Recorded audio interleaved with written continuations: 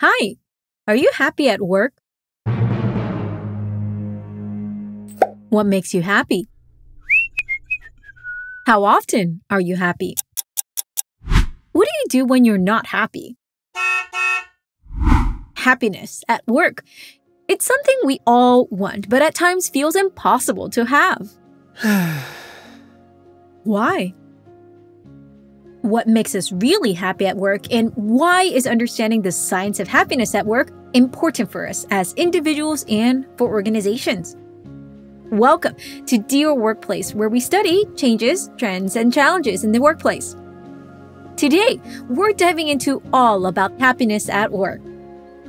Hi, I'm Monica Kang, founder and CEO of InnovatorsBox and the host of this podcast, Dear Workplace. One of the things that surprised me was that initially people couldn't really say how they achieved having, a really good time at work most of the time. They just knew that they did, and they knew also that they were a little bit different from their colleagues. It's very cliche, but tomorrow's not really guaranteed. So if you have something you want to do, I wouldn't put it off.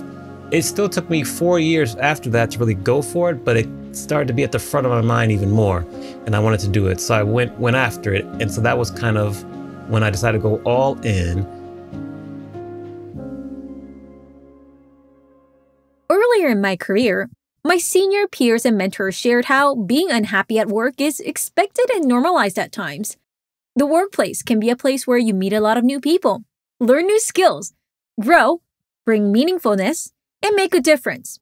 And it could also be the place where you feel stuck, misunderstood, exhausted, and busy all the time. In a way, it made me feel, the pain you feel at work as normal, instead of wondering, what if I could be happy and productive? This is not a naive wish. Research shows why we must be more curious about the happiness at work. Snack Nation identified a few important stats from various researchers that Gallup, USA Today, Rand, Forbes, and Harvard Business Review that I thought were helpful to note as we start into this conversation. Companies with happy employees outperform the competition by 20%. Happy employees are 12% more productive. 36% of employees would give up $5,000 a year in salary to be happier at work. Happy employees take 10 times fewer sick days than unhappy employees. Close work friendships boost employee satisfaction by 50%. So in other words, happiness at work really matters, not just for the individual and how their journey will be, but even for the company as a whole. So what makes us happy, and what is happiness? I found the Harvard Business Review 2015 article, The Research We've Ignored About Happiness at Work by Andres Spicer and Carl Cederstrom insightful. To start, the authors point out a very important nuance that, quote, we don't really know what happiness is or how to measure it, quote. And because of that, not all happiness equals productivity, and some happiness can be honestly exhausting. In other words, happiness at work is not as black and white. And surprisingly, Dr. Kathryn also found that to be true when she started researching this topic. One of the things that surprised me was that initially people couldn't really say how they achieved having, a really good time at work most of the time. They just knew that they did, and they knew also that they were a little bit different from their colleagues. Meet Kathryn, a happiness researcher and positive psychology coach in Auckland, New Zealand. Kathryn is on the mission to help people find joy and purpose at work. She co-founded a workplace wellness firm called Joy Work NZ, and for the past 14 years, has supported many SMEs and corporations to create a workplace where everyone could thrive. What she was sharing just a moment ago is how it felt when she started the Happiness at Work research. Even when she started with just a few people to study patterns, she was struck at how everyone who seemed so happy at work didn't really know why they were happy, other than that they knew they were happy. Ever noticed that? I thought about that for a moment. When were times I felt happy at work, even though I wasn't sure why? Are there particular moments at work that consistently make me happy? For me, a few scenarios always show up. First, the first day at work, because it's like entering a new environment and I get the buzz feeling of I made it to this team and new project. Second, when I solved a complicated problem that I chose to go beyond than what was expected and wowed my stakeholders. The acknowledgement, appreciation make me feel that I was understood for the bold decision-making I've done. But also, I get to personally see myself and give a pat on the back and say, hey, that was a good move. Third, when I walk away from another meeting being affirmed that, hey, the people we work with and the project I'm working with is so fun, meaningful, and something that I enjoy doing. I feel like I'm being paid to have fun and grow. Does any of this resonate with you? Probably, because research shows the few examples I shared are common ways people find happiness. Finding belonging, being appreciated, and seeing yourself grow. And that's exactly what Kathryn noticed when she started studying the people who were happy at work. On the whole, people did work in fairly good workplaces, fairly supportive management. Some of them were self-employed, but if they were working in an organization on the whole, it was a pretty good organization, a pretty good management. And that is a great, obviously perfect conditions to help facilitate our enjoyment of work. However, they also saw themselves as distinct from a lot of their colleagues in that they knew they enjoyed a really great time at work and sometimes their colleagues didn't, even within a good structure. So in terms of what was surprising for me around them not necessarily knowing how they enjoyed their work initially, what happened was I had to then sit back and ask more questions, but also once I had the transcripts to really look more deeply. And I did see then that they did use quite specific strategies and attributes and ways of thinking. And I think what was going on is that we as human beings, we are quite habitual creatures. And so they too habitually had learnt responses to situations that perhaps were quite constructive and led them towards a happier result when they had encountered challenges. It had become a habit. And so when I dug a little bit deeper and had a look, okay, what was going on there? So one of the really interesting things was that for the people in the sample, they all saw having fun, enjoyment as a priority in their life. Ding, ding, ding! This is so golden! Yes, people who enjoy work are people who make it a priority to have fun and enjoyment in their life. Not just at work, in their life. In other words, you lead your days with what you are looking for to be happy. Not wait until people give you happiness. As Jack London says about creativity, you can't wait for inspiration. You have to go after it with a club. So is happiness. Go after your happiness. One person said, next to my family, it's my top priority. And somebody else said, I just couldn't really function if I didn't have that experience at work. So it was a real top priority.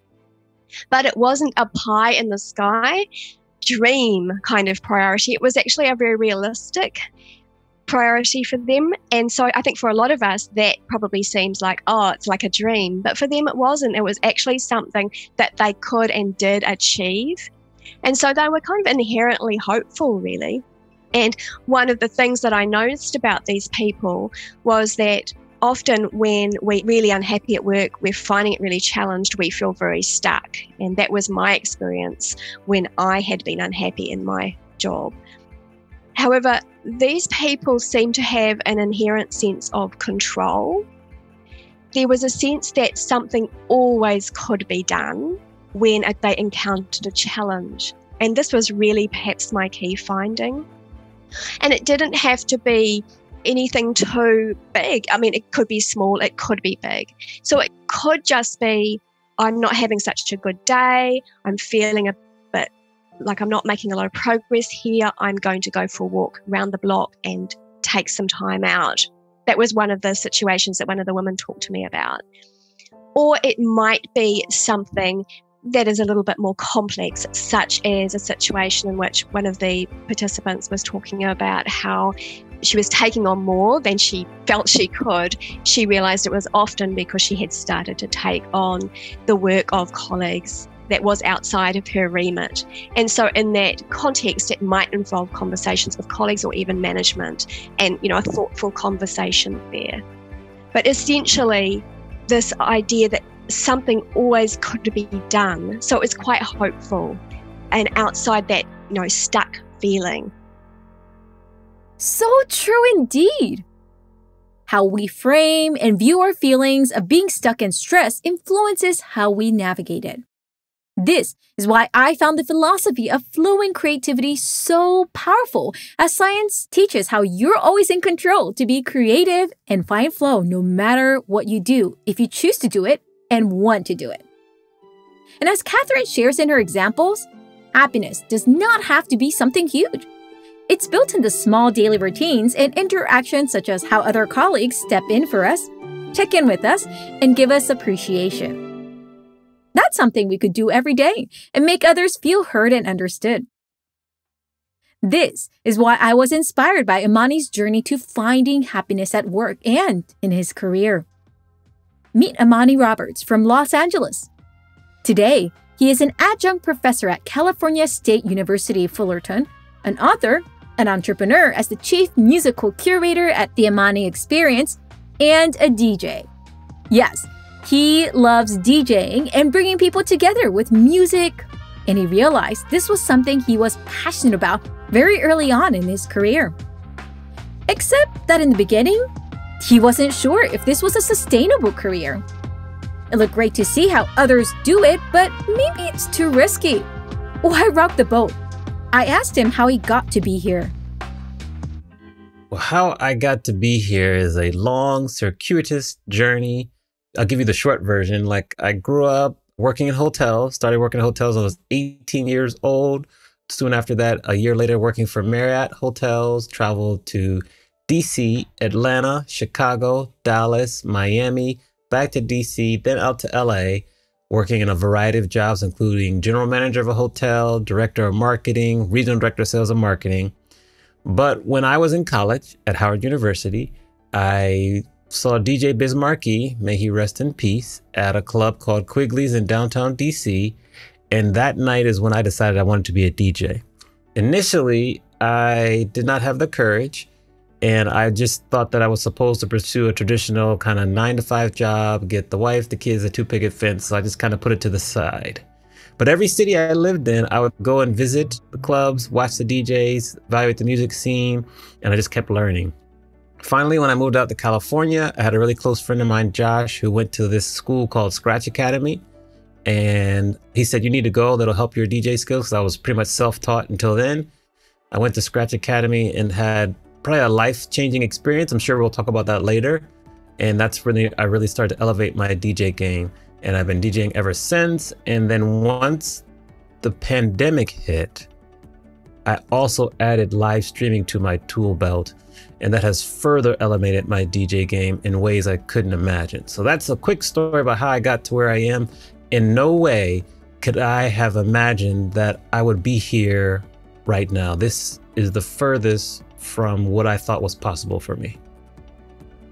Furthest from what he may have thought, but closest to what he longed to be since those college years when he first saw someone on stage doing DJ. I asked Amani what really gave him the courage to tap into his dream career. He could have easily stayed in hospitality. He was doing well, and he enjoyed traveling around the world with that work. He brought us back to 2004, where an event shifted how he prioritized life. Happiness couldn't be something we wait for. I'll look at maybe 2 or 3 different things that happened. So first would be, I think my dad passed away suddenly in 2004. And so that kind of just took away a lot of my naivete. I hope I'm pronouncing that right. I was no longer naive. And I just kind of reminded me that, tomorrow is very cliche, but tomorrow's not really guaranteed. So if you have something you want to do, I wouldn't put it off. It still took me 4 years after that to really go for it, but it started to be at the front of my mind even more. And I wanted to do it. So I went after it. And so that was kind of when I decided to go all in. In addition, I was working for Marriott, and I had a boss and she wasn't really supportive, and we were just kind of more about spreadsheets and meetings and less about the people. I love working with people. I love to develop people, have people help me learn. I just said, no, this is just not a good fit. So let's just try to have a go at it. It was kind of right after the recession of 2007, 2008. And I said, if I don't really go all in now, then there might not be another time because, Father Time waits for no one. It was a combination of dad passing away, moving to California, having a boss that wasn't supportive, that just was a continual reminder that it's time to go for it and see how far you can take it. You can always come back to the corporate life. Events that make us rethink what is really important. This relates to why in our previous episodes of Season 2, we spoke about why people stay or leave jobs, and how the pandemic permitted more people to really wrestle with this question. What do I really want? And yes, as Kathryn said earlier, not all happiness means quitting your job or going out and starting your business. The key of happiness at work is that you have to seek it, want it, and know why you want it. And if you don't know what makes you happy right now, no worries. As Kathryn said earlier, a lot of us initially don't know or may not know. The key, rather, is that you sought out after it. It would take courage, as Amani shared in his journey, and some of us may wait a few more years. But don't wait too long. We really don't know what tomorrow brings, so why spend more time on things you'd regret versus building each day and doing more things that help you grow and be happy? Oh, and remember, DJ is a competitive industry like any career. I think in terms of the music industry or DJ world, I would love for people to continue to know how it works in terms of when we get music from labels, who gets compensated, how we acquire music, just the skill of DJing. You can't just pick up a controller that you get from the Guitar Center and go DJ a party. You can't just be on Spotify and DJ a party. You can play music, but in terms of reading a room, which is a very difficult skill that's different every time you do try to read a room or you're in a party, is a very unique skill. You need experience. Collecting music, being able to kind of flow 5, 6, 7, 10 songs together to take the crowd on a journey, that's a skill. And many people take that for granted. So those are just some of the things that I think people need to know about the DJs, and that we're skilled at it. That's why you need to hire a DJ, a professional DJ. Oh, I forget the quote. It's real DJs aren't free, or so. I have to think of this right quote, but it's you got to pay. You get what you pay for. You get what you pay for indeed. Whether it's DJing to leading a company, having people who love what they do, caring about the expertise, or wanting to share that with others can really make a difference in the quality and the experience shared. This is why when I asked each of them for final advice, they reminded me of looking at the long run. I'll use one of my favorite quotes as a launching point for my advice. It means if you want to go fast, go alone. If you want to go far, go together. So that's an African proverb. And it just proves that you need a really strong group of people. It's okay to ask for help. If you have a good team around you, you're going to go very far. You can't get through it alone. You can't get through life alone. You need good people. You need good advisors, friends. I would not be where I am today if I did not have the assistance of mentors, professors, bosses. So don't discount that. Try to find good people to surround yourself with. Be patient. Give yourself grace. And if you have an idea, don't wait. Start to pursue it. Try to go for it sooner than later, because you don't know where life will lead you, and you might need to have that idea working if something else happens. Around this topic of having more enjoyment at work, finding ways to be happier at work, is to, when we are feeling challenged, really kind of tune into ourselves and recognize that. Because I think when things aren't going so well at work, we often kind of try to just push on and ignore that, or try and be positive. And I think that's just, we like to think of ourselves as hard workers and so forth, but just to remember to tune in. And when things aren't going so well, even if you're having not such a good day, just to pause. Take a pause and recognize that's going on. Because when we recognize, that's when we can take some different action from perhaps our regular habitual action to create a different outcome. But we have to be able to recognize that. So, yep, that would be my number one piece of advice, to pause and recognize when you need to stop and maybe just take a different route, do something different to shift your experience and enjoy your work a little bit more. Do something different and bring people with you. Happiness at work is not built overnight. Take the time to know what you want, why you want, and find friends at work and in life that you want to take with you. And as both Kathryn and Amani say, no matter what it is that makes you happy, you have to seek it to make it happen. So what are you waiting for? Try identifying 3 things today that make you happy. And make time to do at least one of them today at work. How would that feel different? Every step counts. I look forward to hearing how you find more happiness at work.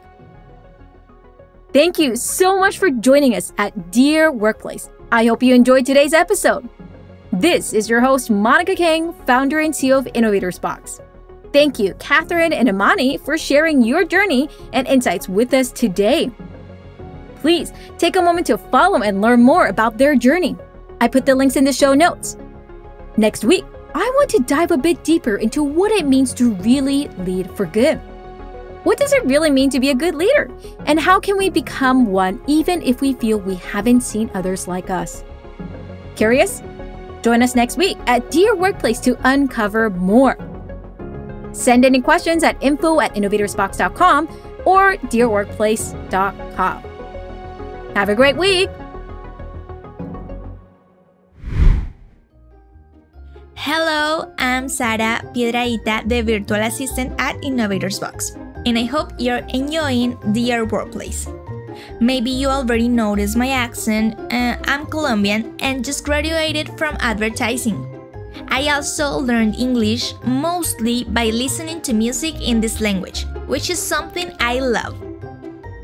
This show is brought together by our awesome team: Sam Lammert on audio engineering and editing, Kelly Gravo on marketing, Akriti Pandey on website, Monica Escobar on branding, Leah Oricini on social media graphics, me and Flor on project assistance, and Luke Helder on music.